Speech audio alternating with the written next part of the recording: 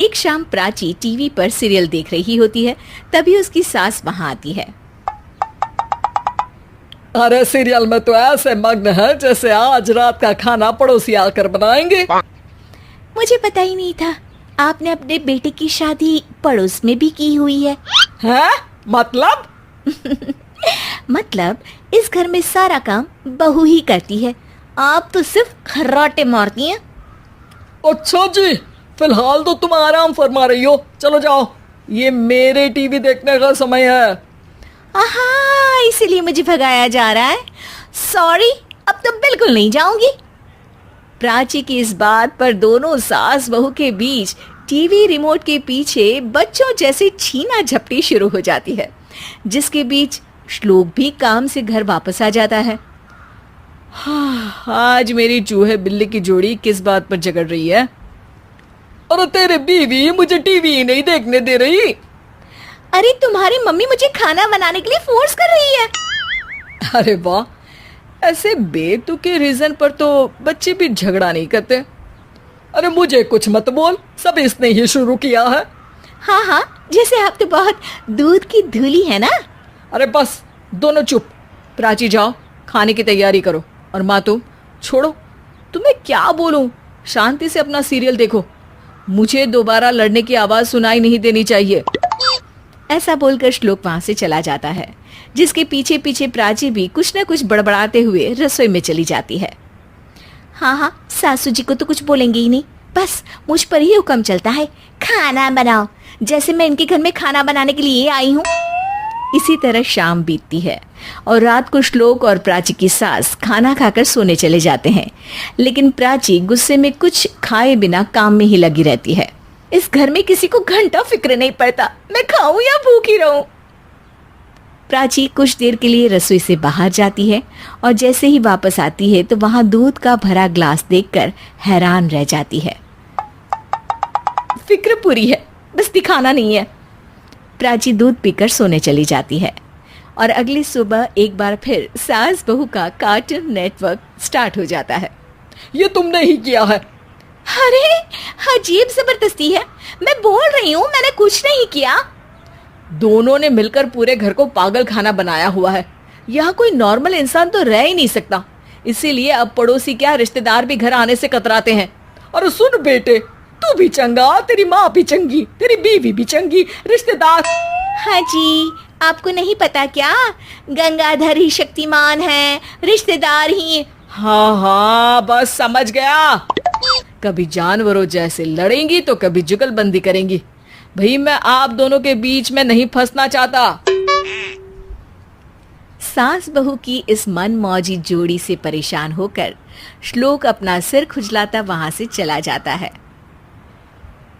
चलो अब मैं भी कीर्तन में जा रही हूँ। इस पर जैसे ही सास कमरे में अपना पर्स लेने जाती है तो वहां नाश्ते की प्लेट रखी देख मुस्कुराने लगती है और नाश्ता करके घर से बाहर निकलते हुए कुछ पैसे टेबल पर रख जाती है, जिसके कुछ देर बाद सिलेंडर वाला घर आता है। ओ मुरी मैया, मैं सिलेंडर के बारे में तो बिल्कुल भूल ही गई थी। घर खर्च के सारे पैसे भी मम्मी के पास है और श्लोक से बोला तो उल्टा 4 बात सुनाएंगे। प्राची ये सोच ही रही होती है कि अचानक उसका चेहरा चमक उठता है और वो घर में आकर इधर उधर देखने लगती है। तभी उसकी नजर टेबल पर रखे पैसों पर पड़ती है, जिन्हें वो सिलेंडर वाले को दे देती है। ये सब श्लोक देख लेता है। अच्छा बेटे, इतना बड़ा घोटाला, सबके सामने मैं तेरी दुश्मन और पीठ पीछे तेरी मेरी यारी। इस पर श्लोक एक प्लान बनाता है और शाम को सब एक साथ बैठे होने पर बोलने लगता है। माँ, तुम दोनों की बहुत लड़ाई होती है, इसलिए मैं सोच रहा हूँ कि प्राची को उसके घर छोड़ाऊं, इससे वो भी खुश रहेगी और तुम भी। अचानक श्लोक की ये बात सुनकर सास बहू शौक से उसकी तरफ देखती है। अरे ऐसे कैसे घर छोड़ाओगे, मुझे कहीं नहीं जाना। अरे तुमने बोला नहीं पर मैंने सुन लिया, तुम्हें मम्मी के साथ रहना अच्छा नहीं लगता, मुझे पता है। अरे वो अरे, जब बहू खुद कुछ काम बोले तो वो तुझे सुनता नहीं, और अब जो इसने बोला ही नहीं वो तू समझ गया। जब उसे नहीं जाना तो फिर जबरदस्ती क्यों कर रहा है? अच्छा, फिर आपको मौसी के घर छोड़ाता हूँ, बस अब आप दोनों एक घर में एक छत के नीचे नहीं रह सकती। मैं इस टॉम एंड जेरी की जोड़ी को और नहीं झेल सकता। है? ऐसे कैसे नहीं रह सकते? तुम्हें इतनी दिक्कत है तो तुम्हारा बोरिया बिस्तर पैक कर देती हूँ, लेकिन मम्मी जी कहीं नहीं जाएंगी। बिल्कुल यही सुनना था मुझे। अगर दोनों में इतना ही प्यार है फिर हर वक्त ये लड़ाई का नाटक क्यों करती हो? देखा मैंने कैसे माँ किचन में दूध रखती है और तुम उनके लिए कमरे में नाश्ता रखती हो, और कैसे वो पहले ही तुम्हारी दिक्कत समझकर घर में पैसे रखकर बाहर जाती है। अरे भाई, इतना ड्रामा तो डेली सोप में भी नहीं होता जितना तुम दोनों ने इस घर में फैलाया हुआ है। तू हमें टॉम एंड जेरी बोलता है ना, तो याद कर वो दोनों भी एक दूसरे को बाहर वालों की बुरी नजर से बचाने के लिए हमेशा सबके सामने लड़ते थे, लेकिन अकेले में दिक्कत के समय मदद भी तो करते थे। बस हमारा रिश्ता भी कुछ ऐसा ही है। और वैसे भी अगर सास बहू में तू मैं नहीं होती तो दुनिया वालों को कहानियां कैसे मिलेंगी? तिगाड़ा काम बिगाड़ा। 3 बहुओं के रवैये से सासू माँ बहुत परेशान थी। दरअसल बात ये थी कि तीनों बहुओं में किसी बात को लेकर अनबन हो गई थी। तब से ही तीनों एक दूसरे से मुंह फुलाए रहती थी। ना कोई सीधे मुंह किसी से बात करती, ना किसी का कहना मानती। पड़ोसी भी इस बात को जानते थे और जाने कैसे कैसे बातें भी करते। इसीलिए सासू माँ ने तीनों बहुओं को तुरंत अपने कमरे में बुलाया। मैं कई दिनों से देख रही हूँ तुम तीनों अलग अलग सारे काम कर रही हो। ये सब नहीं चलेगा, तीनों को मिलकर ही काम करना पड़ेगा। सास की बात सुनकर एकदम से बड़ी बहू बोल उठती है। नहीं मम्मी जी, मैं इन दोनों के साथ कुछ नहीं कर सकती। मैं इस घर की बड़ी बहू हूँ, फिर भी ये मेरा कहना बिल्कुल भी नहीं मानती। अरे जेठानी जी, जानबूझकर मुझे डबल काम करवाती है आप, और छोटी मुझसे टेढ़े मुंह ही बात करती है। इन दोनों के बीच हमेशा सैंडविच बन जाती है मेरी, और मैं हमेशा आलू की तरह बीच में मसली जाती हूँ। मम्मी जी, इन दोनों को लगता है कि मैं छोटी हूँ तो इनके पैरों तले दब जाऊंगी, लेकिन नहीं, मेरा भी उतना ही अधिकार है जितना इन दोनों का है। बड़ी आई दोनों मेरी चुगली करने के लिए, मुझे क्या कम समझ रखा है। तीनों बहू एक दूसरे से बहस करने लगती है और सास दोबारा ये देखकर टेंशन में आ जाती है और सबसे कहती है, चुप हो जाओ, अब से तुम तीनों सारे काम एक साथ करोगी, आंख बंद करके एक दूसरे की बात सुनोगी। तुम तीनों इस बात को गांठ बांध लो, वरना अगली छुट्टियों में तुम्हारा अपना मायके जाना कैंसिल। सास की बातें सुनकर डर के मारे तीनों हामी भर देती हैं। जी मम्मी जी, मैं समझ गई। हाँ मम्मी जी, जैसा आप कहें, आप जो कहेंगी मैं वही करूंगी। तीनों बहू सास की बात को गांठ बांध लेती है और वादा करती है कि अब से सारे काम वो तीनों एक साथ मिलकर ही करेंगी।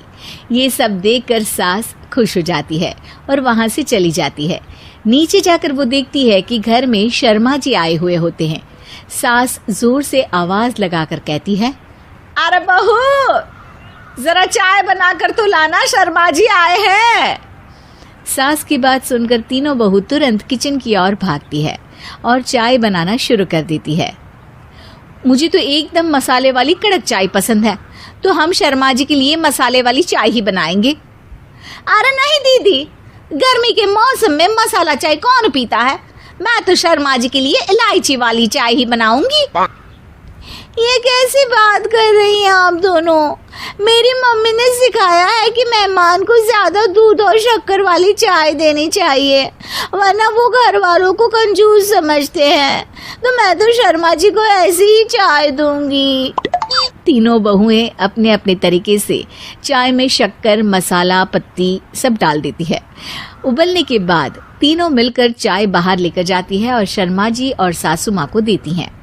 चाय पीने के बाद शर्मा जी सासू माँ को देखकर शर्मा जाते हैं और शर्मिंदा महसूस करते हैं कि आखिर उन्होंने चाय पीने के लिए हामी क्यों भरी।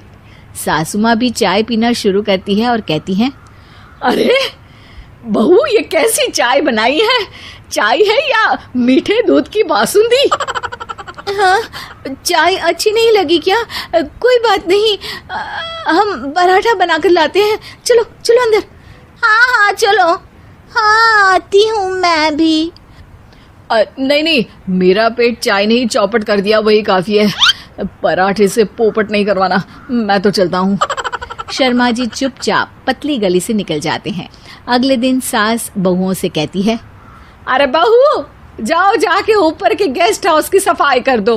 कल हमारे यहाँ मेरे दूर के रिश्तेदार आने वाले हैं, तो पूरे कमरे को चमका देना, समझी? तीनों बहू सास की बात को मानकर ऊपर सफाई करने चली जाती हैं और तीनों कमरे की सफाई चालू कर देती है। बड़ी बहू मकड़ी के जाले साफ करती है, तो बीच वाली झाड़ू लगाना और छोटी वाली सर्फ डालकर जमीन धोना शुरू कर देती है। अरे दीदी जेठानी जी, अभी मैंने पूरी फर्श धोई और आप फिर से धूल नीचे गिरा रही हैं। और मछली जेठानी जी, आप बिना झाड़ू की धूल यहाँ छटक रही हैं। अरे तीनों को साफ करना है, एक साथ सफाई करते हैं ना। अरे वही तो, हम साथ साथ हैं, घर साफ साफ है। तीनों बहू ऐसे ही काम में उलझ जाती है और 2 घंटे तक एक ही कमरे की सफाई करती रहती है। बहुत देर से अपनी बहुओं को ना देखने के कारण सास ऊपर कमरे में उन्हें देखने जाती है, लेकिन कमरे में घुसती ही वो गीली फर्श पर फिसलने के कारण नीचे गिर जाती है। ओरी मोरी मैया, हड्डी मरोड़ के रख दी। आए मेरी तो कमर ही टूट गई रे। तीनों बहुएं सास को उठाती हैं और बिस्तर पर सुला देती है। अरे मेरे हाथ पैर दर्द कर रहे हैं, दबा दो, आराम मिलेगा। हाँ जी माँ जी। अरे जी माँ जी माँ जी। और तीनों बहुएं एक साथ सास के हाथ को दबाना शुरू कर देती हैं। माँ की तो चीख ही निकल जाती है और नतीजा ये होता है कि सास के बचे हुए शरीर में भी दर्द उठ जाता है। हाय राम, ये क्या कर दिया तुम तीनों ने। अरे मेरी तो किस्मत ही फूटी है कि तुम जैसी बहुएं मुझे मिली। हे भगवान, पूरे शरीर में दर्द बढ़ गया है। अब तो पता नहीं कि चल भी पाऊंगी या नहीं। माफ करो, मुझे गलती हो गई मुझसे कि तुम तीनों को एक साथ काम करने के लिए बोला। सोचा था तीनों मिलके अच्छे से काम करेगी, लेकिन बड़े बुजुर्ग सही कहते थे कि 3 तिगाड़ा काम बिगाड़ा। तुम लोगों ने ये बात ना आज साबित करके दिखा दी। तुम तीनों को तो समझाना यानी मानो भैंस के आगे बीन बजाना है। तुम्हें अकेले अकेले काम करना है ना, तो अब से तुम अकेले ही अपना अपना काम करो। तीनों बहुएं वहां से जाने लगती है। अरे कहाँ जा रही हो? आप ही ने तो कहा कि अपना अपना काम करो, तो मुझे मुल्तानी मिट्टी लगानी है। अरे मुझे भी तो नेल पॉलिश लगानी है। मुझे ना मेहंदी लगानी है। सास अपना सर पीट लेती है और कहती है, अरे मुझे भी लगाना है कुछ। क्या माँ जी? क्या माँ जी? क्या माँ जी? तुम्हारे घर वालों को फोन तुम्हारी हरकतें बताने के लिए।